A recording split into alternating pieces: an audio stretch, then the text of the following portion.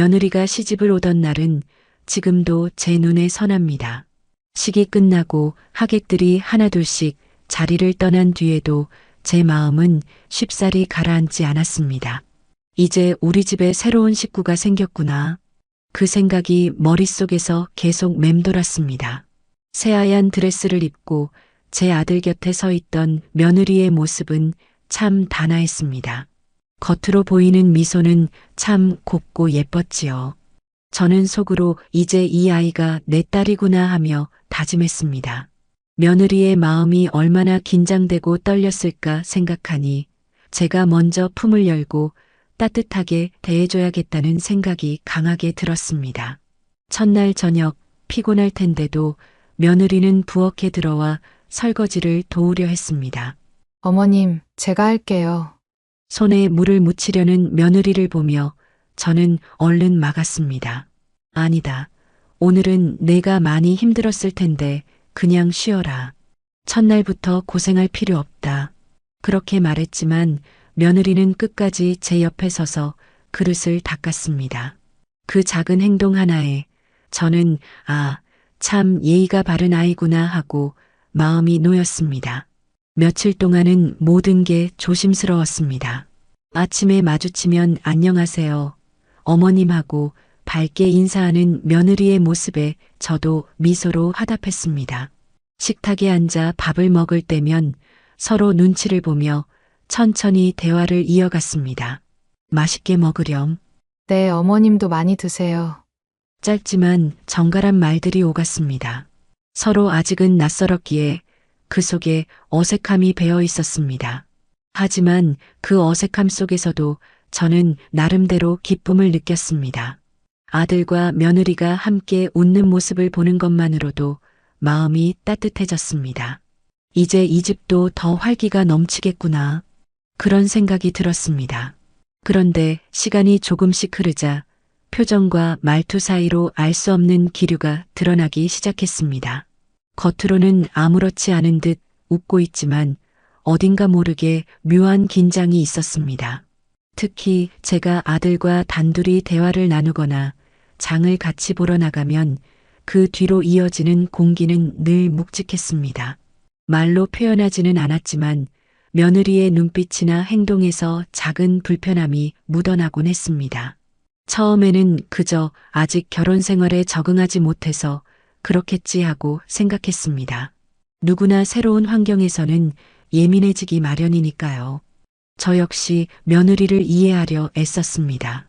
하지만 그때부터였을 겁니다. 보이지 않는 눈치 싸움 같은 것들이 서서히 제 일상 속에 스며들기 시작한 게 며느리가 시집 온 지 몇 달이 지나자 집안의 일상은 조금씩 자리를 잡아갔습니다. 아침이면 며느리는 부지런히 일어나 밥을 짓고 국을 끓였습니다. 그릇을 식탁에 놓는 손길은 서툴렀지만 성의가 느껴졌습니다. 어머님, 이거 제가 끓인 된장국이에요. 맛이 괜찮을까요? 그렇게 묻는 며느리의 목소리를 들을 때마다 저는 웃으며 답했습니다. 괜찮다. 며느리 손맛이 제법이구나. 저는 며느리가 노력하는 모습을 보며 기특하다는 생각도 했습니다. 하지만 동시에 제 마음속에는 설명하기 어려운 묘한 감정이 자리 잡았습니다. 며느리의 행동 하나하나가 때로는 저를 향한 배려처럼 보이기도 했지만 또 다른 때는 경계심처럼 느껴졌기 때문입니다. 예를 들어 아들과 제가 대화를 나눌 때였습니다. 아들이 직장에서 있었던 일을 제게 이야기하면 저는 그저 어머니로서 들어주고 싶었을 뿐입니다. 오늘 회사에서 이런 일이 있었어. 아들의 말에 고개를 끄덕이며 경청하는 순간 옆에서 며느리의 표정이 굳는 것을 여러 번 보았습니다.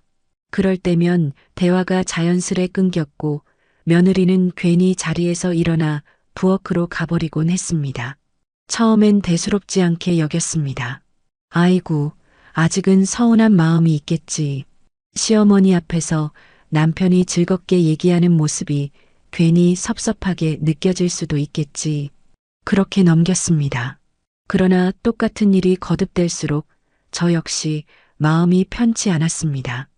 아들과 자연스럽게 나누던 이야기들이 하나둘 줄어들었고 저도 모르게 며느리 눈치를 보게 되었습니다. 그렇게 눈에 보이지 않는 긴장감이 식탁 위에 드리워지곤 했습니다. 밥상은 늘 차려졌지만 그 위의 공기는 전처럼 따뜻하지 않았습니다.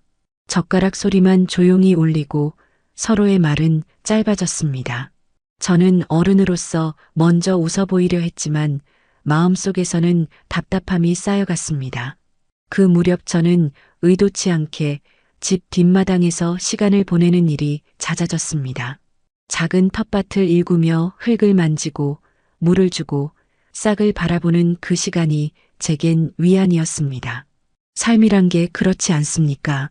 사람 사이가 조금 불편해지면 괜히 손길을 흙이나 꽃에 더 많이 주게 됩니다. 그곳은 말없이 제 마음을 받아주는 곳이었으니까요. 상추 잎이 점점 넓어지고 토마토가 붉게 익어가는 걸 보면 집안의 답답한 기류가 그 순간만은 잊혔습니다. 작은 씨앗에서 시작된 생명이 자라나는 모습을 보며 저는 그래, 사람 사이도 언젠가 이렇게 자라나겠지 하고 스스로를 달래곤 했습니다. 하지만 텃밭에서 얻은 위안과는 달리 집안 안쪽 공기는 점점 더 무거워져 갔습니다. 겉으로는 큰 문제가 없는 듯 보였지만 저는 알 수 있었습니다. 며느리와 저 사이에 보이지 않는 벽이 점점 두꺼워지고 있다는 것을. 텃밭을 가꾸다 보면 시간 가는 줄 모릅니다. 아침이면 이슬이 맺힌 잎을 살펴보는 게 하루의 시작이 되었고 해가 질 무렵이면 작은 호미를 들고 풀을 매는 게 일과처럼 자리 잡았습니다. 손에 흙이 묻고 옷에 땀이 배어도 이상하게 힘들지 않았습니다. 흙냄새와 바람이 제 마음을 씻어주듯 편안하게 감싸주었기 때문입니다. 처음에는 저 혼자만의 즐거움이었습니다. 하지만 언젠가부터 며느리도 가끔 마당으로 나와 제가 하는 일을 물끄러미 바라보곤 했습니다. 어머님, 많이 힘드시죠? 그렇게 조심스레 묻기도 했습니다. 저는 괜히 멋쩍어서 웃으며 대답했습니다. 아니다. 이게 다 운동이지 뭐. 심심하지도 않고. 그런 대화가 오갈 때면 저는 그래, 이렇게 조금씩 가까워질 수도 있겠구나 하는 작은 희망을 품었습니다. 하지만 그건 어디까지나 제 바람일 뿐 며느리의 마음이 정말로 열렸는지는 알 수 없었습니다. 그녀의 표정에는 여전히 알 수 없는 그늘이 드리워져 있었으니까요. 텃밭은 점점 풍성해졌습니다. 상추는 푸르게 자라 그 잎을 펼쳤고 토마토는 초록빛에서 서서히 붉은 기운을 띠기 시작했습니다. 배추는 줄기가 단단해지며 결이 잡혀갔고 호박덩굴은 이리저리 뻗어가며 생명을 뽐냈습니다. 저는 그 과정을 하나하나 바라보며 마치 제 손길이 생명을 불러일으킨 듯한 뿌듯함을 느꼈습니다. 그런데 이상한 점도 있었습니다. 어느 날은 제가 분명 물을 듬뿍 준 것 같은데 다음 날 아침에 보면 흙이 지나치게 젖어 있는 경우가 있었습니다. 또 어떤 날은 풀을 다 매놨는데 그 다음 날 보면 다시 흙 위에 알 수 없는 흔적들이 있었습니다. 이상하다. 내가 잘못 본 건가? 처음엔 대수롭지 않게 넘겼습니다. 하지만 같은 일이 반복되자 제 마음 한편에서는 작은 의심이 싹트기 시작했습니다. 그 무렵부터 며느리의 시선이 달라진 것도 느껴졌습니다. 예전처럼 그저 멀리서 바라보는 게 아니라 때로는 상추밭 가까이 다가와 한참을 내려다보곤 했습니다. 상추가 참 잘 자라네요. 겉으로는 아무렇지 않게 그렇게 말했지만 저는 그 말이 왜인지 가볍게 들리지 않았습니다. 말투 속에 담긴 미묘한 뉘앙스가 제 귀에 오래 남았습니다. 그러다 보니 저도 모르게 며느리의 눈치를 보게 되었습니다. 상추를 딸 때도 토마토를 따서 부엌에 올려놓을 때도 혹여 며느리가 어떻게 바라볼까 마음이 쓰였습니다. 텃밭은 분명 제게 위안이 되는 공간이었는데 동시에 알 수 없는 긴장감을 불러오는 장소가 되기도 했습니다. 시간이 흘러 상추가 먹기 좋게 자라던 어느 날 저는 드디어 그 상추를 저녁 밥상에 올리기로 마음먹었습니다. 하루 종일 밭에서 딴 상추를 씻으며 오늘 저녁은 특별히 맛있게 먹어야지 하는 기대감으로 가득 차 있었습니다. 가족 모두가 제 손으로 길러낸 상추를 맛있게 먹는 모습을 보고 싶었습니다. 그날 저녁 식탁에 둘러앉아 밥을 먹던 중 저는 상추에 고기를 올리고 된장과 마늘을 곁들여 크게 쌈을 쌓은 입에 넣었습니다. 그 순간의 기쁨은 이루 말할 수 없었습니다. 하지만 바로 그때 며느리의 얼굴이 굳더니 갑자기 제 쪽을 향해 크게 외쳤습니다. 어머님, 그 상추 드시면 안 돼요. 저는 며느리의 목소리에 젓가락을 들고 있던 손이 덜컥 멈췄습니다. 순간 식탁 위 공기가 싸늘해지는 게 느껴졌습니다. 아들은 숟가락을 든 채로 멈춰 저와 며느리를 번갈아 바라보았고 방금 전까지 평온했던 저녁 식탁은 정적에 잠겼습니다. 왜 그러니? 저는 애써 차분하게 물었습니다. 목소리는 가라앉혀 나왔지만 마음속은 이미 파도처럼 흔들리고 있었습니다. 저는 그저 상추 한 장을 맛있게 먹었을 뿐인데 며느리의 눈빛은 너무도 심각했습니다. 며느리는 한동안 대답하지 않았습니다. 입술을 달싹이다가 다시 굳게 다물고는 고개를 숙였습니다. 그 순간 저는 며느리의 두 손이 무릎 위에서 달달 떨리고 있는 걸 보았습니다. 저 아이가 지금 무슨 말을 하려는 걸까? 제 가슴은 점점 답답해졌습니다. 아들은 조심스레 며느리 쪽을 바라보며 말했습니다. 여보, 무슨 일이야? 왜 그래? 그제야 며느리는 숨을 고르더니 제 쪽을 올려다보았습니다. 눈가에는 이미 눈물이 맺혀 있었습니다. 어머님 사실은 그 말을 꺼내는 순간 며느리의 목소리는 떨렸습니다. 그러나 바로 이어 말하지 못하고 다시 고개를 숙였습니다. 제 마음은 점점 불안해졌습니다. 평소라면 쉽게 넘어갈 수 있는 일이지만 그 눈빛은 장난이 아니라는 걸 알 수 있었습니다. 식탁 위에는 반찬이 그대로 놓여 있었고 된장국에서 김이 피어오르고 있었습니다. 그러나 그 따뜻한 냄새조차 이 순간에는 제게 아무런 위로가 되지 않았습니다. 시간이 멈춘 듯 느리게 흘러갔습니다. 저는 그저 며느리의 다음 말을 기다릴 수밖에 없었습니다. 마침내 며느리가 떨리는 목소리로 말을 이었습니다. 그 상추 그냥 키워진 게 아니에요.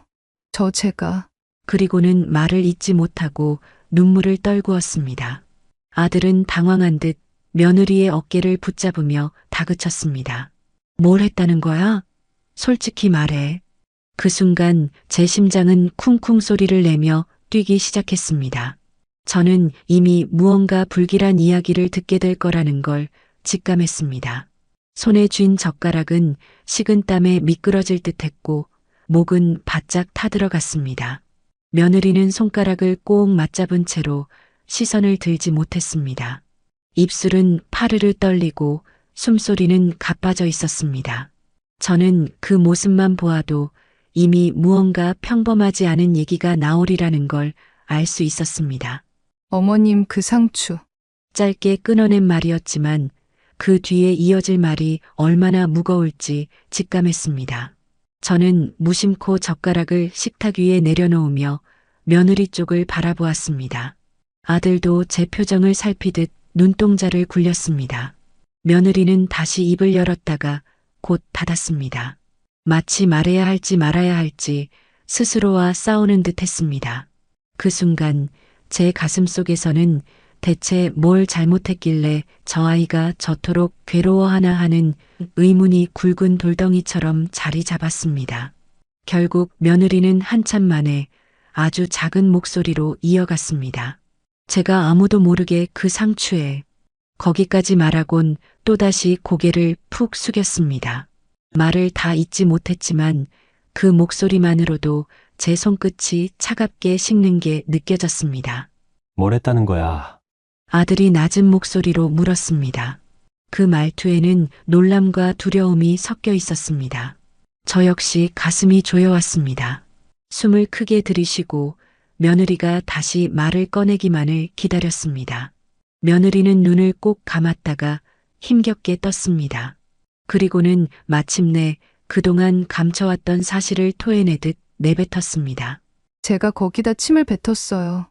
순간 제 귀에는 그 말이 메아리처럼 울렸습니다.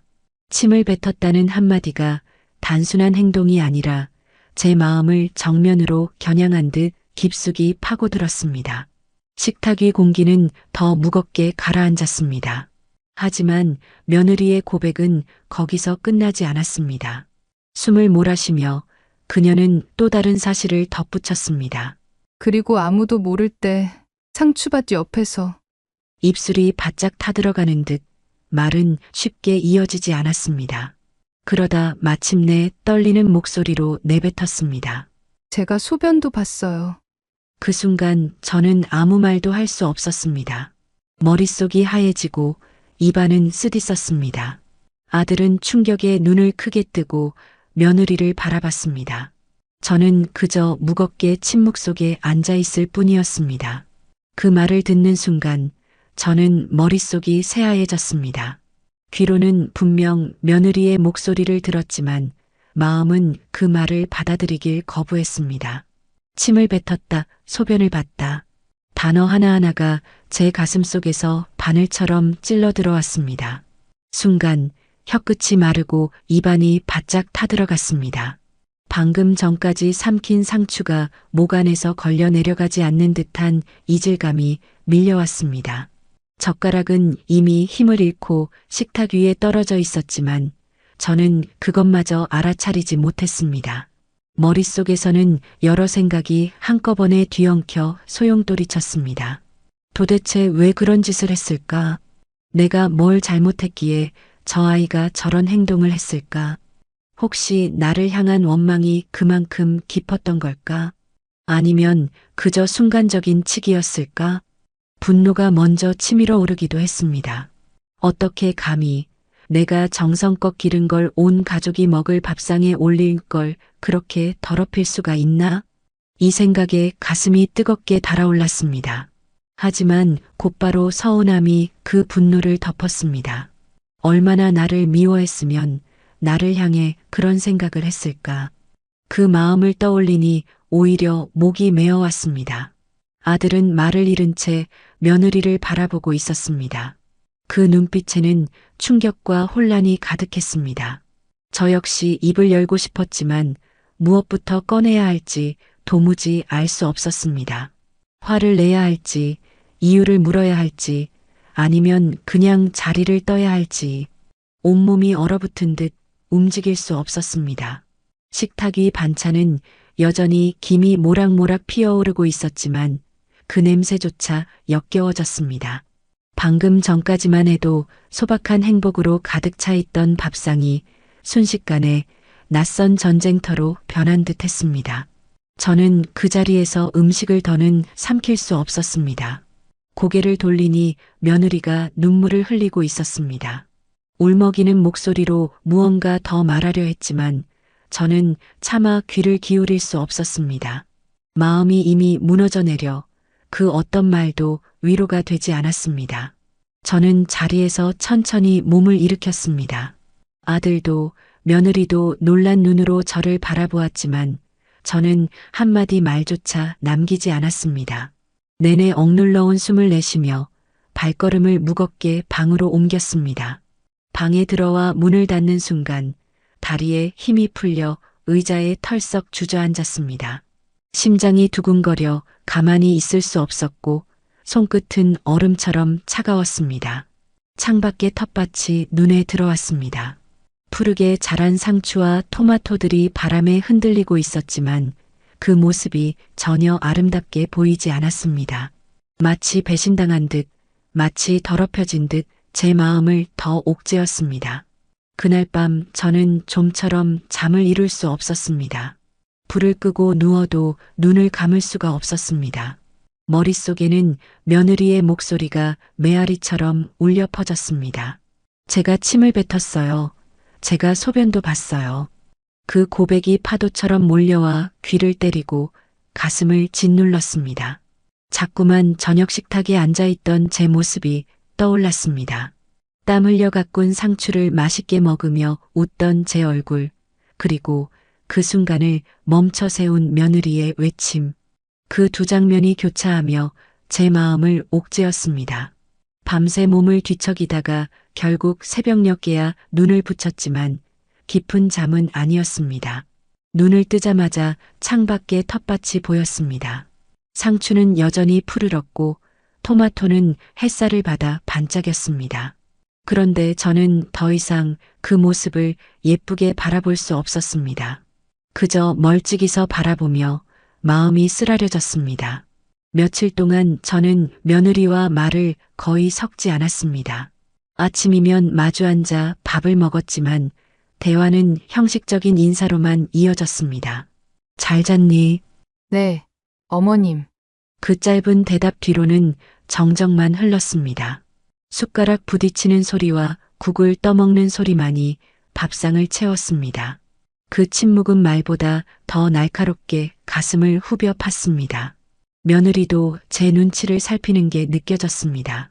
가끔 제 쪽을 바라보다가 이내 고개를 숙이고 괜히 반찬만 건드리곤 했습니다. 그 모습이 오히려 더 제 마음을 무겁게 만들었습니다. 아들도 눈치가 보였는지 집안 공기가 무거워지면 일부러 다른 이야기를 꺼내려 애썼습니다. 어머니, 회사에서 이번에 새 사람이 들어왔어요. 그래, 그렇구나. 저는 짧게 대답만 하고 그 이상 말을 이어가지 않았습니다. 아들의 시도조차 공기 속에서 금세 사라져버렸습니다. 저는 일부러 텃밭에도 잘 나가지 않았습니다. 그곳에 서면 괜히 며느리의 고백이 떠올라 마음이 더 복잡해졌기 때문입니다. 대신 방 안에 머무는 시간이 늘었고 책을 펼쳐도 글자가 눈에 들어오지 않았습니다. 그저 앉아 창밖을 바라보며 생각에 잠기곤 했습니다. 며느리는 그동안 여러 번 제 방 앞에 서 있었습니다. 조심스럽게 노크 소리가 들리기도 했습니다.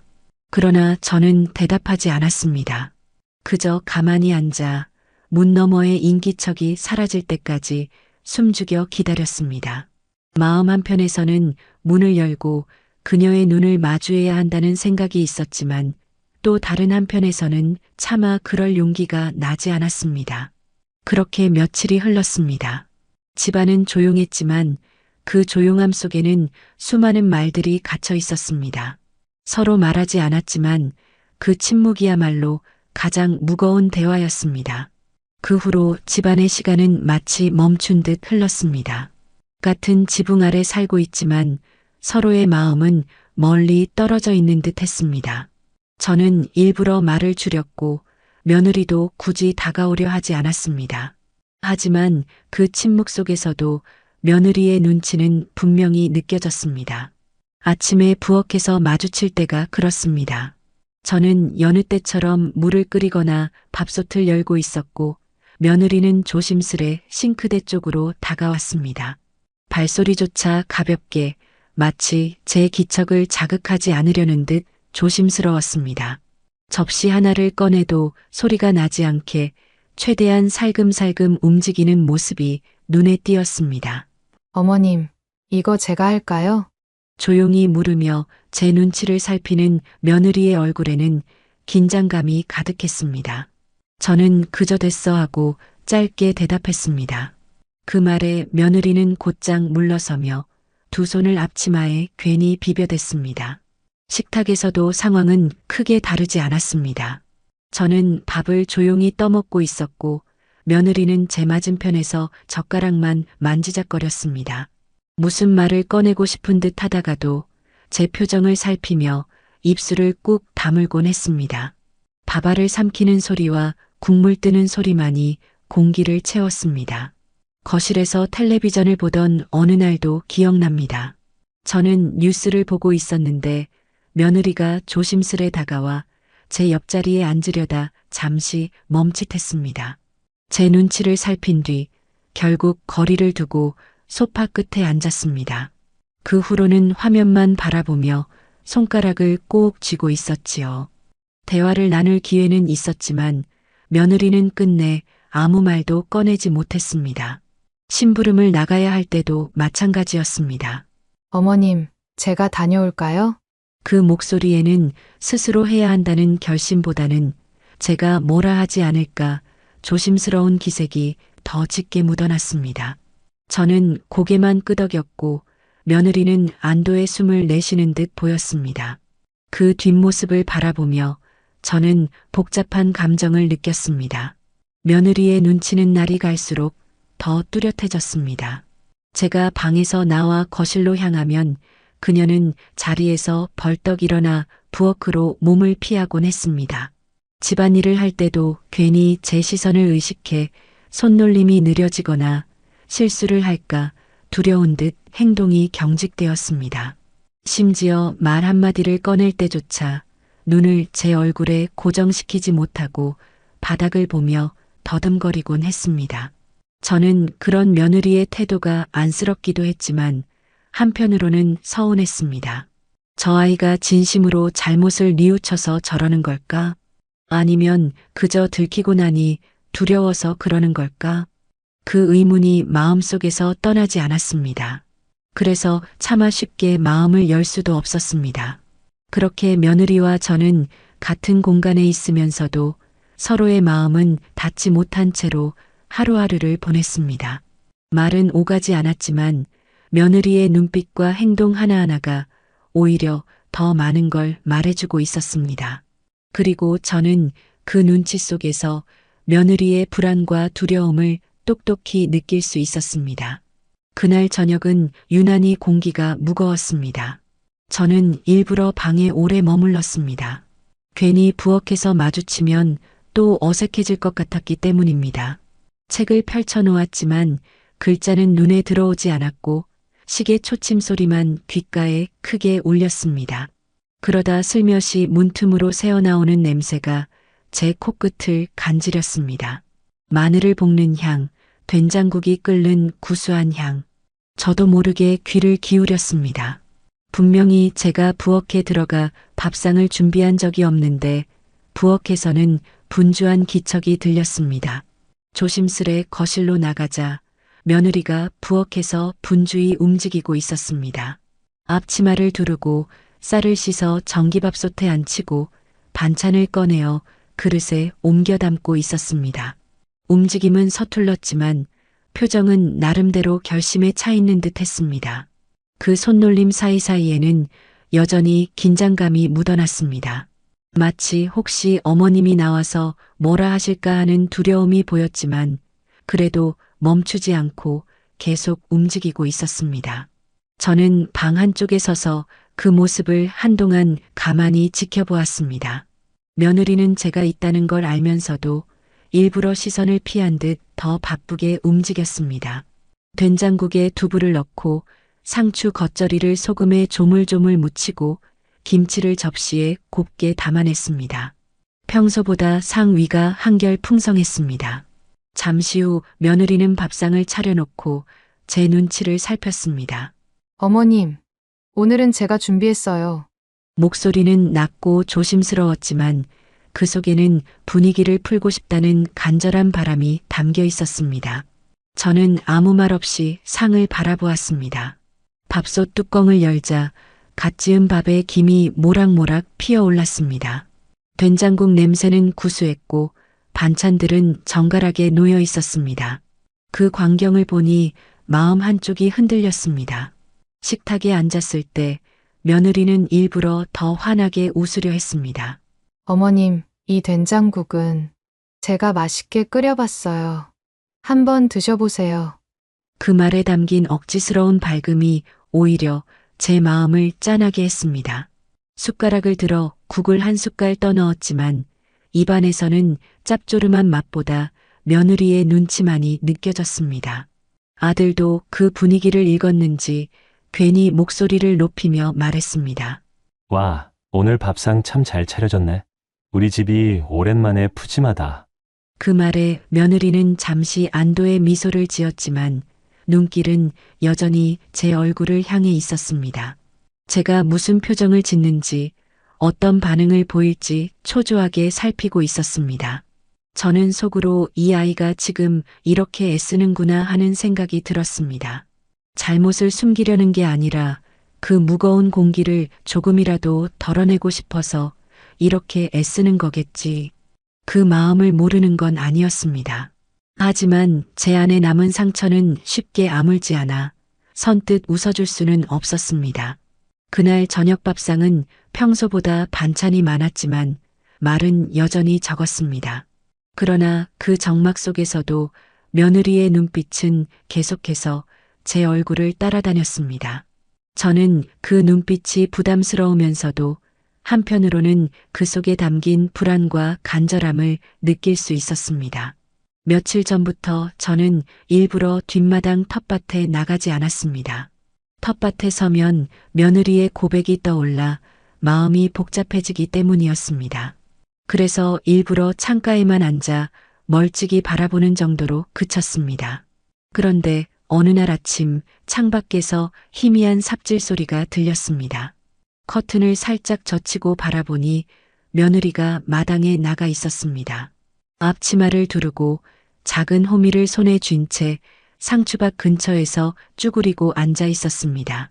햇살을 정면으로 받으며 땀방울이 이마를 타고 흘렀지만 며느리는 개의치 않고 흙을 뒤적였습니다. 저는 방 안에서 그 모습을 한참이나 지켜보았습니다. 며느리는 한마디 말도 하지 않고 묵묵히 풀을 메고 있었습니다. 장가지들을 뽑아내고 말라버린 잎들을 조심스레 뜯어냈습니다. 그 동작 하나하나에는 긴장과 조심스러움이 배어 있었습니다. 마치 저에게 보이기라도 하면 안 될 듯 더 조심스럽게 손을 놀렸습니다. 작은 물뿌리개를 들고는 상추 포기 사이사이에 물을 천천히 부었습니다. 물을 따르던 손이 잠시 멈추자 며느리는 고개를 들어 텃밭 가장자리를 바라보았습니다. 그 눈빛에는 무언가 말하지 못한 마음이 담겨 있었습니다. 그러나 곧 다시 고개를 숙이고 손으로 잎사귀를 가볍게 쓸어내렸습니다. 저는 창가에 서서 며느리의 뒷모습을 바라보다가 복잡한 감정이 일렁였습니다. 왜 저 아이가 지금 텃밭을 가꾸고 있을까? 내 마음을 달래려는 걸까? 아니면 스스로 죄책감에 눌려서일까? 분명 저 대신 일을 하고 있는 모습이었지만 제 가슴은 오히려 더 무거워졌습니다. 그날 저녁에도 며느리는 다시 마당으로 나갔습니다. 호박 덩굴을 정리하고 토마토 줄기를 세워주며 작은 삽으로 흙을 고르게 다졌습니다. 저는 여전히 방 안에 앉아 있었지만 귀로는 모든 소리가 생생히 들려왔습니다. 호미로 흙을 긁어내는 소리, 물을 따르는 소리, 그리고 멀리서 들려오는 며느리의 가벼운 숨소리까지 그 모든 소리가 제 마음을 쿡쿡 찌르는 듯 했습니다. 며느리는 끝내 한 번도 저를 부르지 않았습니다. 그저 말없이 묵묵히 땀을 흘리며 텃밭을 돌보았습니다. 저는 문득 그 침묵이 오히려 어떤 사과보다 더 크게 다가온다는 걸 느꼈습니다. 말로는 다 할 수 없는 마음을 아마 며느리는 저 텃밭을 통해 조금이라도 보여주려 했던 게 아닐까?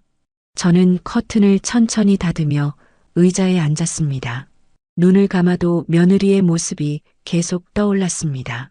흙에 손을 묻히며 묵묵히 일하던 그 뒷모습이 제 가슴 깊이 새겨졌습니다. 며느리가 말없이 텃밭을 가꾸고 저 또한 일부러 거리를 두며 지내던 시간이 며칠 흘렀습니다. 겉으로 보기에 집안은 늘 같았습니다. 밥은 제때 차려졌고 빨래도 말끔히 개켜져 있었으며 웃음기 없는 대화만 오갈 뿐 큰 소동은 없었습니다. 그러나 그 침묵 속에서 뭔가 달라졌다는 걸 느끼는 건 어렵지 않았습니다. 아들은 그 변화를 가장 가까이서 보고 있었습니다. 아내가 부엌에서 말없이 움직이고 제가 방으로 들어가 버린 채 좀처럼 나오지 않는 모습, 밥상에 앉아도 대화가 이어지지 않는 공기, 그 모든 걸 지켜보며 아들의 얼굴에는 점점 근심이 짙어졌습니다. 어느 날 저녁 아들이 조심스럽게 제 방 앞에 다가왔습니다. 문을 두드리는 소리가 조심스러웠습니다. 어머니, 잠깐 들어가도 될까요? 저는 한숨을 내쉬며 고개를 끄덕였습니다. 아들은 방 안으로 들어와 제 앞에 앉았습니다. 한동안 말을 꺼내지 못하고 두 손을 무릎 위에서 맞잡고만 있었습니다. 그 침묵 속에서 저는 이미 무슨 이야기를 하려는지 짐작할 수 있었습니다. 마침내 아들이 낮은 목소리로 말을 꺼냈습니다. 어머니, 며칠째 집안 분위기가 뭔가 예전 같지 않은 것 같아요. 그 눈빛에는 걱정이 담겨 있었습니다. 혹시 아내랑 무슨 안 좋은 일이 있으신 건가요? 저는 잠시 대답을 하지 않았습니다. 말을 꺼내려 하면 마음속 응어리가 목을 막아버렸습니다. 아들의 눈은 저를 똑바로 바라보고 있었지만 저는 그 시선을 피하듯 창밖으로 시선을 돌렸습니다. 아들은 한층 더 다급한 목소리로 이어갔습니다. 며칠째 어머니랑 아내가 말을 거의 안 하시잖아요. 아내도 뭔가 마음이 불편한 것 같고 어머니도 평소 같지 않으세요. 무슨 일이 있었는지 저도 알아야 하지 않을까요? 그 물음 앞에서 제 가슴은 더욱 무거워졌습니다. 말을 해야 할까? 아니면 끝까지 감춰야 할까? 아들이 알게 된다면 며느리와의 갈등이 더 깊어지지 않을까 두려웠습니다. 그러나 동시에 제 안의 상처와 서운함은 혼자만 짊어지기엔 너무도 컸습니다. 저는 깊은 한숨을 내쉬었습니다. 무슨 일이라고 참 말을 해야 할지 말아야 할지 모르겠다. 그렇게 중얼거리며 고개를 떨군 순간 아들은 더욱 안쓰러운 눈빛으로 저를 바라보았습니다. 방 안의 공기는 숨막히게 무거웠습니다. 아들의 질문은 제 마음을 파고들었지만 쉽게 대답이 나오지 않았습니다. 그저 이 아이가 얼마나 걱정하는지 그 마음만은 똑똑히 느낄 수 있었습니다. 아들은 제 대답을 기다리며 한참 동안 가만히 앉아 있었습니다. 그 눈빛은 조심스럽지만 단단했습니다. 무슨 일이 있어도 끝까지 듣고 넘어가겠다는 마음이 담겨 있었습니다. 어머니, 그냥 괜찮으신 거라면 제가 괜히 걱정하는 걸 수도 있겠죠. 그런데 제가 보기엔 아니에요. 아내도 예전 같지 않고 어머니도 평소보다 말씀이 적으세요. 무슨 이유가 있는 거잖아요? 저는 두 손을 무릎 위에서 꽉 쥐었습니다. 말문이 열릴 듯 하다가도 차마 입술을 떼지 못했습니다. 아들의 얼굴을 똑바로 바라보면 며느리의 고백이 다시 떠올라 입이 굳어져 버렸습니다. 어떻게 말을 해야 할까? 그 일을 그대로 말한다면 이 아이는 아내를 어떻게 대할까? 분명 상처가 깊어질 텐데 내가 괜히 불씨를 더 키우는 건 아닐까? 그런 생각이 꼬리를 물었습니다. 아들은 더 이상 참지 못한 듯 목소리를 낮추면서도 단호하게 말했습니다. 어머니, 제발 저한테 말씀해 주세요. 숨기고 계시면 제가 더 불안해요. 도대체 무슨 일이 있었던 건가요? 그 물음에 제 마음은 더욱 흔들렸습니다. 차라리 그냥 다 말해버리고 싶기도 했습니다. 혼자 안고 있기엔 너무 무겁고 그렇다고 꺼내기엔 너무도 부끄럽고 아픈 일이었습니다. 저는 결국 고개를 떨군 채 중얼거렸습니다. 내가 알아서 좋을 게 없을지도 모른다. 그래서 차마 말을 못 꺼내겠다. 그 말에 아들은 더 깊은 주름을 이마에 새기며 고개를 끄덕였습니다. 알겠습니다, 어머니. 그렇다면 제가 강요하지는 않겠습니다. 하지만 무슨 일이든 혼자 감당하지 마세요. 저도 어머니 아들이잖아요. 그 말을 듣는 순간 제 가슴이 울컥했습니다. 아들의 마음을 모르는 건 아니었지만 그 따뜻한 말이 오히려 제 마음을 더 무겁게 했습니다. 차마 고개를 들지 못한 채 저는 한참 동안 그저 침묵 속에 앉아 있었습니다. 아들은 더 묻지 않겠다고 말한 뒤 잠시 제 앞에 앉아 있다가 조용히 방을 나갔습니다. 문이 닫히는 소리가 났지만 그 여운은 쉽게 사라지지 않았습니다. 저는 한동안 그대로 앉아 있었습니다. 말하지 못한 속사정이 가슴속에서 무겁게 맴돌았고 입술은 바싹 마른 채 떨리고 있었습니다. 문득 거실 쪽에서 나는 작은 소리가 들렸습니다. 발소리가 살금살금 다가오더니 누군가 부엌 쪽에서 움직이는 기척이 났습니다. 굳이 확인하지 않아도 며느리라는 걸 알 수 있었습니다. 그날 이후 며느리는 제 앞에서 더더욱 말을 아끼고 행동 하나하나에 신중을 기했습니다. 부엌에서 그릇을 꺼내는 소리도 조심스러웠습니다. 접시가 부딪히면 큰일이라도 나는 듯 살짝살짝 손끝으로만 움직이는 게 느껴졌습니다. 국을 끓일 때도 뚝배기 뚜껑을 조심스레 들었다가 천천히 내려놓는 모습이 눈에 선했습니다. 마치 제가 그 소리를 듣고 불편해할까봐 모든 행동을 낮추는 듯 했습니다. 저녁 시간이 되어 식탁에 앉았을 때 며느리는 제 옆자리에 앉지 않고 멀찍이 떨어진 자리에 앉았습니다. 아들과 나란히 앉으면서도 고개를 조금 숙인 채로 제 눈치를 살폈습니다. 제가 숟가락을 들면 그제야 따라 젓가락을 움직였고 제가 국을 뜨면 그때서야 밥을 한 숟갈 삼켰습니다. 마치 제 행동을 기준 삼아 움직이는 듯 했습니다. 가끔은 괜히 웃음을 지으려 애쓰는 모습도 보였습니다. 아들이 무슨 이야기를 하면 억지로 맞장구를 치며 웃으려 했지만 그 웃음이 오래가지 못했습니다. 입꼬리는 올라갔지만 눈빛은 여전히 제 얼굴을 두려워하듯 스쳐 지나갔습니다. 저는 그 억지스러운 웃음을 보며 차마 같이 웃어줄 수가 없었습니다. 며느리는 집안일도 예전보다 더 부지런히 하려 했습니다. 빨래를 조금이라도 늦게 개면 안 될 듯 서둘렀고 마당을 청소할 때도 평소보다 더 꼼꼼히 쓸었습니다. 그러나 그 모든 손길에는 잘못 보이지 않으려는 마음이 가득 묻어 있었습니다. 저는 그것을 느끼면서도 쉽사리 말 한마디를 건넬 수 없었습니다. 제 안의 상처가 여전히 날카롭게 남아 있었기 때문입니다. 밤이 되면 며느리는 텃밭으로 나가곤 했습니다. 낮 동안 해가 뜨거웠을 때 못한 일을 일부러 밤에라도 하려는 듯 작은 손전등을 켜고 상추밭을 둘러보곤 했습니다. 호미로 흙을 살짝 고르고 마른 잎을 따내며 물을 뿌리는 모습이 창문 너머로 보였습니다. 그 뒷모습은 어쩐지 작고 초라해 보였습니다. 마치 잘못을 만회하기 위해 홀로 애쓰는 사람 같았습니다. 저는 그 모습을 지켜보며 마음이 흔들렸습니다. 저 아이가 지금 얼마나 조심스러워하는지, 얼마나 두려운 마음으로 하루를 버티고 있는지 내가 모르는 게 아니다. 그 생각을 하니 서운함과 안쓰러움이 동시에 밀려왔습니다. 그러나 입술은 여전히 굳게 닫혀 있었습니다.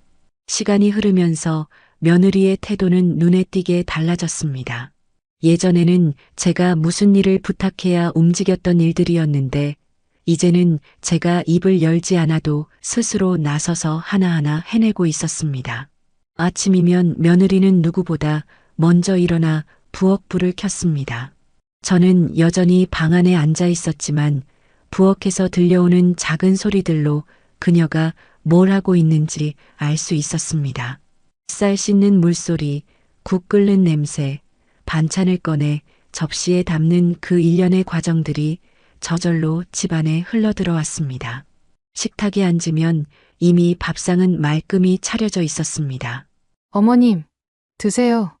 짧은 한마디와 함께 며느리는 저보다 늦게 앉아 숟가락을 들곤 했습니다. 낮이 되면 집안 곳곳에서 부지런히 움직이는 기척이 들렸습니다. 먼지가 쌓이지 않게 방바닥을 닦고 거실 유리를 빛나게 닦아냈습니다. 심지어는 평소 제가 직접 하던 작은 일들, 책상 위에 쌓인 종이들을 가지런히 정리하거나 옷장 속 헝클어진 옷가지까지 곱게 개켜두었습니다. 그 과정에서 며느리는 제게 묻거나 허락을 구하지 않았습니다. 그저 말없이 움직이며 집안을 정갈하게 만들었습니다. 저녁 시간이 다가오면 다시 부엌 불빛이 먼저 켜졌습니다. 저는 굳이 손을 대지 않아도 됐습니다. 반찬 냄새가 집안에 퍼지고 밥솥에서 김이 오르기 시작하면 곧 식탁 위가 풍성해졌습니다. 제가 부엌으로 나가면 며느리는 벌써 국을 덜어 상에 올리고 있었습니다. 오늘은 제가 다 준비했어요. 이 말이 반복되면서 어느 순간 저는 집안일에 거의 손을 대지 않게 되었습니다. 그렇다고 며느리가 일을 즐겁게 하는 것 같지는 않았습니다. 그 얼굴에는 늘 긴장감이 어려 있었고 제 눈치를 의식하는 기색이 지워지지 않았습니다. 그저 실수를 만회하려는 듯 조심스러운 몸짓으로 집안일을 이어갔습니다. 젖은 걸레로 바닥을 닦을 때도 방바닥에 무릎을 꿇고 작은 먼지 하나까지 찾아내는 모습이 보였습니다. 식탁 위를 닦을 때도 같은 자리를 몇 번이나 더 닦는 꼼꼼함이 묻어났습니다. 아들은 그런 변화를 눈치채고 말했습니다. 요즘 아내가 참 많이 달라졌어요, 어머니. 집안일을 알아서 척척하네요. 저는 그저 고개만 끄덕였지만 속으로는 복잡한 마음이 일렁였습니다. 저 아이가 이렇게까지 하는 건 마음에서 우러나서일까? 아니면 여전히 내 눈치를 보며 잘못을 만회하려는 걸까? 며느리의 손길이 닿은 집안은 날마다 반짝였습니다. 먼지 하나 없는 거실, 반듯하게 정리된 부엌, 제 방 앞에 곱게 개켜져 있는 빨래더미. 모든 게 깨끗하고 정갈했지만 그 속에 깔린 긴장감은 오히려 더 선명했습니다. 말하지 않아도 집안이 움직이고 있었지만 그 무언의 노력 속에서 저는 여전히 무거운 마음을 지울 수 없었습니다. 며느리는 그 뒤로도 하루하루를 쉼없이 움직였습니다. 청소기를 돌릴 때도 걸레질을 할 때도 온 힘을 다해 바닥을 반짝이게 만들었습니다. 창문 틈새까지 닦아내고 가구 밑에 숨어있는 먼지까지 꺼내며 꼼꼼히 챙겼습니다. 방바닥에 무릎을 꿇고 구석구석을 손수건으로 훔치는 모습은 그저 부지런함이라기보다 무언가에 쫓기는 사람 같았습니다. 밥상 차리는 일도 마찬가지였습니다. 제가 방에서 나오기 전 이미 밥은 다 지어져 있었고 반찬이 가지런히 놓여 있었습니다. 심지어는 제가 좋아하는 된장국의 간까지 맞추려고 몇 번이고 맛을 보며 신경 쓰는 모습이 보였습니다. 제가 젓가락을 들면 며느리는 긴장한 듯 숨을 고르고 제가 아무 말 없이 음식을 삼키면 그제야 안도의 숨을 쉬었습니다. 저는 그 모습을 보며 마음이 편하기는커녕 오히려 더 무거워졌습니다. 저 아이가 저렇게까지 눈치를 보며 움직일 필요가 있을까? 내가 그동안 얼마나 무섭게 굴었기에 저렇게까지 조심하는 걸까? 서운함과 안쓰러움이 뒤섞여 가슴을 답답하게 만들었습니다. 아들도 점점 이상함을 눈치챘습니다. 어머니, 요즘 아내가 너무 무리하는 것 같아요. 쉬라고 해도 말을 안 들어요. 그 말에 저는 아무 대답도 하지 않았습니다. 대답을 하면 오히려 제 속내가 드러날까 두려웠기 때문입니다. 며느리는 집안일뿐 아니라 텃밭에도 더 자주 나갔습니다. 아침이면 호미를 들고 나가 풀을 메고 저녁이면 물뿌리개를 들어 상추와 토마토에 물을 주었습니다. 흙에 손을 묻히면서도 표정은 늘 굳어 있었고 저를 흘끗 바라보는 눈빛에는 두려움과 간절함이 함께 섞여 있었습니다. 그 모습이 제 마음에 오래 남았습니다. 그렇게 시간이 흘러가면서 며느리의 행동은 점점 더 극단적으로 변해갔습니다. 제가 굳이 말하지 않아도, 아니 오히려 제가 일부러 가만히 있어도 며느리는 스스로 나서서 집안을 움직였습니다. 바닥은 늘 반짝였고 식탁은 빠짐없이 차려졌으며 텃밭은 단정하게 가꿔졌습니다. 집안은 겉으로 보기엔 그 어느 때보다 평온해 보였지만 그 안에 흐르는 공기는 말할 수 없이 무거웠습니다. 저는 그 모습을 바라보며 마음속으로 알았습니다. 저 아이가 이렇게까지 하는 건 단순히 집안일을 잘하려는 게 아니다. 내게 무언가를 보여주려는 거다. 아마도 용서를 구하고 싶은데 아직 말로는 다 꺼내지 못하고 행동으로 먼저 보여주려는 거겠지. 그 생각이 드니 제 마음은 더욱 흔들렸습니다. 멀리서 며느리의 움직임을 지켜보면서 저는 느꼈습니다. 머지않아 저 아이가 결국 내 앞에 무릎을 꿇고 진심을 털어놓을 거라는 걸. 며느리는 하루하루를 쉼없이 움직였습니다. 아침이면 누구보다 먼저 일어나 부엌불을 켜고 쌀을 씻고 국을 끓였습니다. 점심 무렵에는 빨래를 널고 오후에는 거실 바닥을 몇 번이고 닦아냈습니다. 밤이 되면 식탁 위를 닦고 그릇을 차곡차곡 정리해 두었습니다. 그 모든 과정이 조용했고 불필요한 말은 단 한마디도 없었습니다. 처음에는 그저 눈치를 보며 움직이는 듯 했지만 시간이 갈수록 며느리의 손놀림에는 간절함이 묻어났습니다. 그녀는 제 앞에서 굳이 웃음을 짓지도 않았습니다. 대신 몸으로 보여주려는 듯 흙먼지를 털어내고 바닥을 반짝이게 만들고 식탁을 단정히 차려냈습니다. 마치 그 행동 하나하나가 제가 잘못했습니다라는 말 대신인 듯 보였습니다. 저는 그 모습을 멀찍이서 바라보며 마음이 흔들렸습니다. 화가 남아있으면서도 그 애쓰는 뒷모습이 안쓰럽게 느껴졌습니다. 저 아이가 이렇게까지 하는데 내가 언제까지 모른 척할 수 있을까? 그런 생각이 머릿속에 맴돌았습니다. 며느리도 제 눈치를 보며 한층 더 조심스러워졌습니다. 제가 방에서 나오면 불이 나게 허리를 숙이며 인사를 했고 제가 밥을 먹으면 제 표정을 살피며 숨을 죽였습니다. 대화를 나누지 않아도 그 눈빛 속에서 알 수 있었습니다. 무언가 말하고 싶지만 차마 꺼내지 못하는 무거운 마음이 있다는 걸. 어느 날 저녁 며느리는 평소보다 더 늦게까지 부엌에 남아 있었습니다. 설거지가 다 끝났는데도 그릇을 하나하나 다시 꺼내 닦고 이미 반짝이는 상 위를 또 닦아냈습니다. 그 뒷모습은 무언가 결심을 앞두고 있는 사람처럼 보였습니다. 제가 거실에서 조용히 지켜보는 줄도 모른 채 며느리는 깊은 한숨을 내쉬었습니다. 그날 밤 방으로 들어가려는 순간 며느리가 제 앞길을 가로막듯 서 있었습니다. 그 눈빛에는 두려움과 간절함이 함께 담겨 있었습니다. 입술을 몇 번이나 달싹였지만 쉽게 말이 나오지 않는 듯 했습니다. 그러다 결국 떨리는 목소리로 단 한마디를 내뱉었습니다. 어머님 드릴 말씀이 있습니다. 그 순간 저는 알았습니다.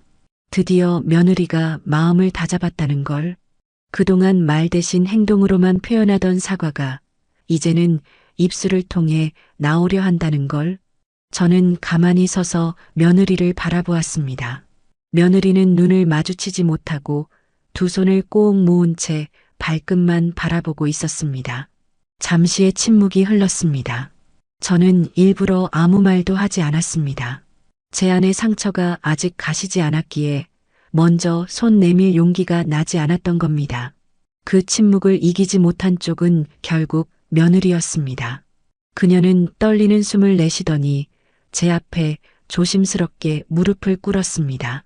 무릎이 바닥에 닿는 소리가 작게 울렸습니다. 저는 순간 가슴이 철렁 내려앉았습니다. 그 모습을 본 것만으로도 그동안 쌓였던 긴장과 서운함이 복잡하게 얽혀 심장을 세게 두드렸습니다. 어머님, 떨리는 목소리와 함께 며느리의 눈가에는 눈물이 맺혔습니다. 그녀는 고개를 숙인 채 차마 제 얼굴을 바라보지 못했습니다. 제가 그동안 잘못했습니다. 어머님 마음에 큰 상처만 드렸습니다. 정말 죄송합니다. 그 말이 바닥에 떨어지듯 흘러나오자 제 안에서 무언가가 흔들렸습니다. 그동안 며느리가 말없이 집안일을 도맡고 눈치만 보며 하루하루를 버티던 모습이 떠올랐습니다. 그리고 지금 결국 무릎을 꿇고 제 앞에 서 있는 그 뒷모습이 겹쳐 보였습니다. 저는 쉽게 대답할 수 없었습니다.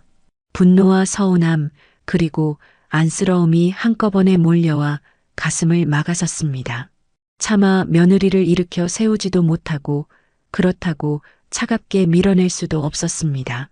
그저 멀리서 지켜보듯 눈앞에서 고개 숙인 며느리의 어깨가 떨리는 모습을 바라보고만 있었습니다. 제가 많이 부족했습니다. 어머님 앞에서 감히해서는 안 될 행동을 했습니다. 정말 후회하고 있습니다. 다시는 그런 일 없을 겁니다. 그 말 속에는 후회의 기운이 가득 담겨 있었습니다. 저는 눈을 감고 긴 호흡을 내쉬었습니다. 가슴속 응어리가 조금씩 흔들리고 풀리는 듯 했지만 여전히 마음 한구석에는 쉽게 지워지지 않는 그림자가 남아 있었습니다. 그날 밤 며느리가 제 앞에서 무릎을 꿇고 울며 사과했지만 저는 선뜻 손을 내밀지 못했습니다. 그저 무겁게 앉아 떨리는 목소리를 듣고만 있었습니다. 사과의 말이 진심이라는 건 느껴졌지만 제 안에 남은 상처는 아직 날이 서 있었습니다. 결국 저는 아무 대답도 하지 않은 채 방으로 들어왔습니다. 그 후 며칠 동안 며느리의 태도는 더욱 달라졌습니다. 아침이면 여전히 가장 먼저 일어나 부엌 불을 켰습니다. 밥상은 늘 정갈했고 국은 한 번도 빼먹지 않았습니다. 저는 아무 말도 하지 않았지만 며느리는 제 표정을 살피며 식탁에 숟가락을 내려놓았습니다. 그 눈빛에는 여전히 불안이 짙게 깔려 있었습니다. 청소도 더 꼼꼼해졌습니다. 먼지가 쌓일 틈조차 없이 집안 구석구석이 정리되었습니다. 심지어 제가 잘 쓰지 않는 작은 다용도실까지 들어가 청소를 하고 오래된 물건도 가지런히 정리해 두었습니다. 그런 모습을 보며 저는 속으로 이 아이가 진심으로 달라지려 애쓰는구나 하는 생각을 떨칠 수 없었습니다. 아들은 집안 공기가 조금씩 변하는 걸 느낀 듯 보였습니다. 어머니, 요즘 아내가 많이 달라졌죠? 그 물음에 저는 여전히 고개만 끄덕였을 뿐 말은 아끼고 있었습니다. 그러나 제 마음속에서는 이미 차가운 벽이 조금씩 녹아내리고 있었습니다. 저녁 무렵 며느리가 뒷마당 텃밭에 나가 풀을 매는 모습을 창문 너머로 보았습니다. 이마에 땀을 흘리면서도 묵묵히 손을 움직이고 있었습니다. 작은 삽을 들고 흙을 고르고 상추 잎을 쓰다듬으며 조심스럽게 물을 주었습니다. 그 뒷모습은 예전에 고집스럽고 삐치던 모습이 아니라 진심으로 반성하며 새로 시작하려는 사람의 모습 같았습니다. 그 모습을 바라보는데 제 가슴속 서운함이 서서히 흔들렸습니다. 얼마나 마음이 힘들었으면 저렇게까지 변하려 할까? 나도 언젠가는 이 아이의 손을 잡아줘야 하지 않을까? 그런 생각이 조용히 스며들었습니다. 그럼에도 불구하고 저는 바로 용서의 말을 꺼낼 수는 없었습니다. 상처가 깊었던 만큼 쉽게 지울 수는 없었기 때문입니다. 그래서 저는 여전히 무심한 척하며 며느리의 행동을 묵묵히 지켜보기만 했습니다. 그러나 제 마음속에서는 이미 작은 균열이 생겨 언젠가 그 벽이 무너질 날이 가까워지고 있음을 스스로도 알고 있었습니다. 며칠이 지나도 집안의 공기는 여전히 조심스러웠습니다. 밥상은 잘 차려졌고 집안은 늘 반짝였지만 그 속에서 웃음소리는 좀처럼 나오지 않았습니다.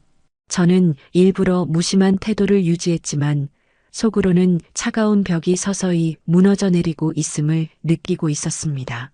그날 저녁 아들이 제 방 앞을 두드렸습니다. 어머니, 잠깐 이야기 좀 나눠도 될까요? 저는 고개를 끄덕이며 자리를 내주었습니다. 아들은 잠시 망설이다가 조심스럽게 말을 꺼냈습니다. 어머니, 요즘 집안 분위기가 너무 무거운 것 같아요. 아내도 많이 달라지려고 노력하는 것 같고 어머니도 마음이 힘드신 거 제가 알아요. 그 말에 저는 고개를 숙였습니다. 굳이 대답하지 않아도 아들은 이미 제 마음을 읽고 있다는 걸 알 수 있었습니다. 잠시 후 아들은 조심스럽게 말을 이었습니다. 그래서 제가 생각해봤는데 이번 주말에 저랑 아내랑 함께 같이 잠깐 여행을 다녀오시면 어떨까 싶어요. 멀리 가는 건 아니고 가까운 데라도 바람 쐬고 오면 좋을 것 같아서요.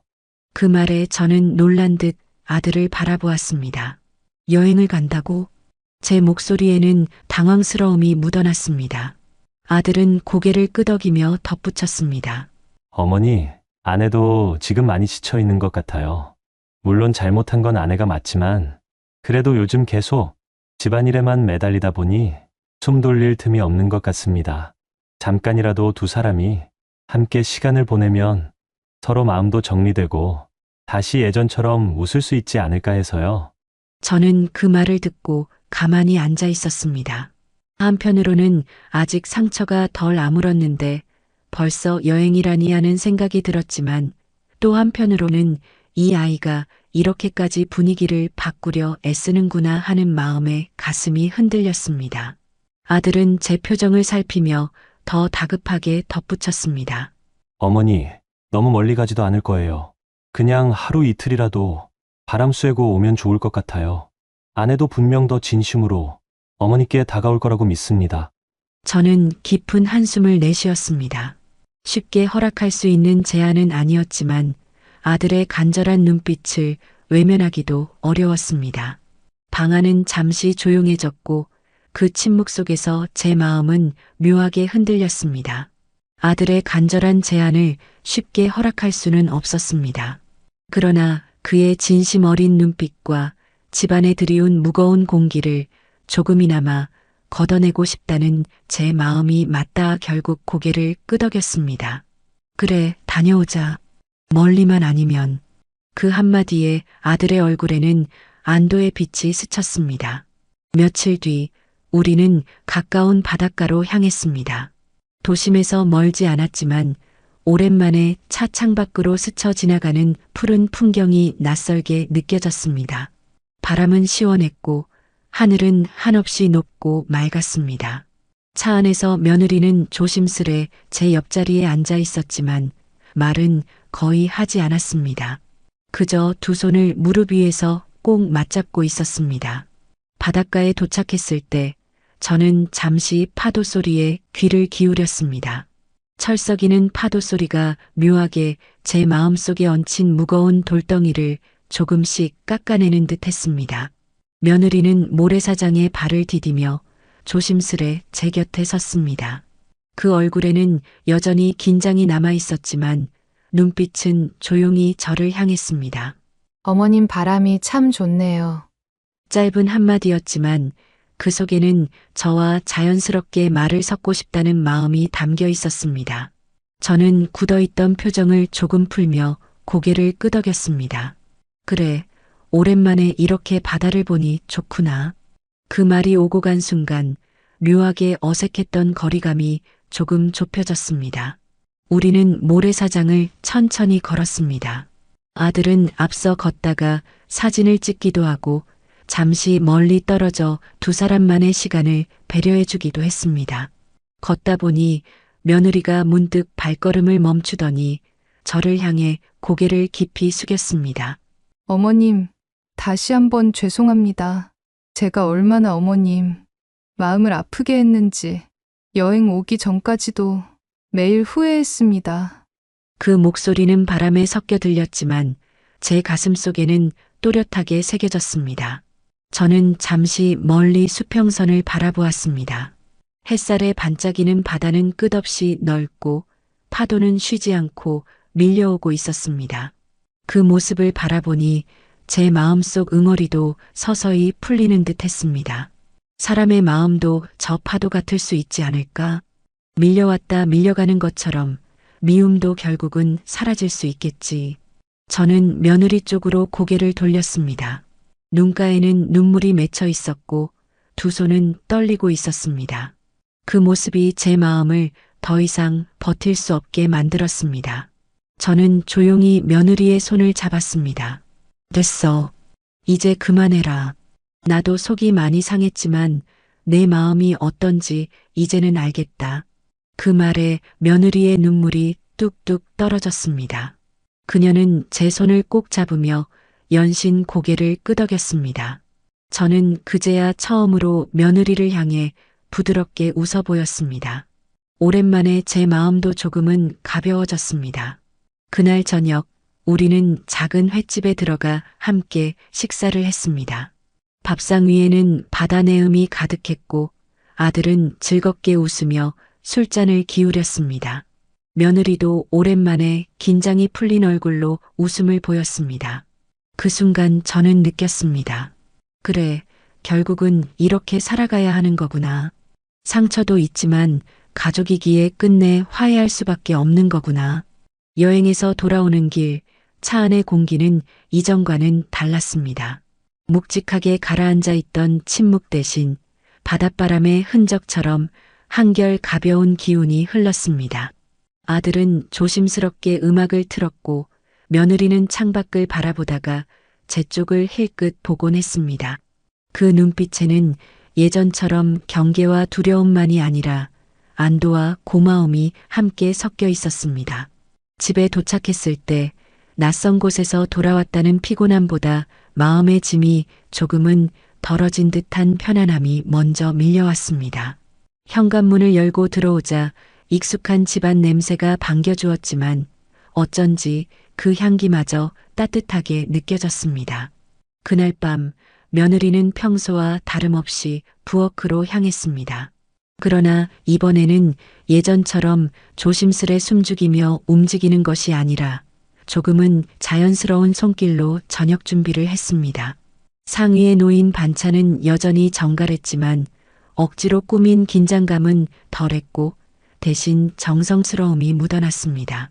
어머님, 이번 된장국은 바닷가 근처 장터에서 사온 재료로 끓여봤어요. 그 말 속에는 조심스러움과 함께 작은 자신감이 느껴졌습니다. 저는 국을 한 숟가락 떠서 입에 넣었습니다. 예전 같으면 속으로만 삼켰을 텐데 이번에는 눈을 마주치며 말했습니다. 맛있다. 정성이 느껴진다. 그 짧은 칭찬에 며느리의 얼굴이 금세 밝아졌습니다. 눈빛이 달라졌고 어깨의 긴장이 조금 풀린 듯 했습니다. 아들도 그 분위기를 놓치지 않고 환하게 웃으며 덧붙였습니다. 그러게요. 어머니, 요즘 아내의 음식 솜씨가 더 좋아진 것 같아요. 그날 저녁 식탁에서는 오랜만에 웃음소리가 흘러나왔습니다. 크게 웃진 않았지만 그 작은 웃음이 집안을 환하게 밝혔습니다. 며칠이 지나면서 집안의 공기는 조금씩 달라졌습니다. 아침이면 며느리가 여전히 부엌에서 분주히 움직였지만 이제는 제 눈치를 살피며 움츠러들지 않았습니다. 제가 거실에 앉아 있으면 며느리는 조용히 차를 내와 제 앞에 두곤 했습니다. 따뜻하게 드세요. 그 목소리는 더 이상 떨리지 않았고 제 마음도 점차 부드러워졌습니다. 텃밭에서도 변화가 보였습니다. 예전에는 혼자 묵묵히 흙을 고르고 물을 주던 며느리가 이제는 제게 다가와 말을 건넸습니다. 어머님, 이 상추가 많이 자랐네요. 오늘 저녁에 같이 따서 쌈 싸 먹을까요? 그 순간 저는 미소를 지으며 고개를 끄덕였습니다. 그 대답 하나로 지난날의 상처가 완전히 지워진 건 아니었지만 분명 화해의 길로 나아가고 있음을 느낄 수 있었습니다. 그 뒤로 집안의 공기는 완전히 달라졌습니다. 여전히 작은 서운함의 흔적이 가슴 한구석에 남아 있었지만 그것은 더 이상 우리 사이를 갈라놓는 벽이 되지 않았습니다. 대신 서로를 조금 더 이해하려는 마음, 조금 더 다가가려는 태도가 자리 잡았습니다. 며느리는 예전처럼 서운함이나 질투를 티내지 않았습니다.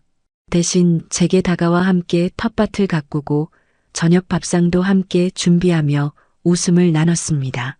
저 역시 마음을 열어 작은 말이라도 건네고 며느리의 노력을 인정해 주려 애썼습니다.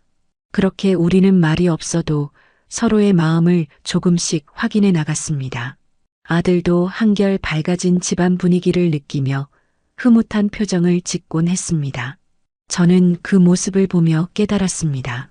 가족이라는 건 때로는 큰 상처와 오해로 흔들리기도 하지만 결국 다시 손을 잡고 함께 가야 하는 사람들이라는 것을.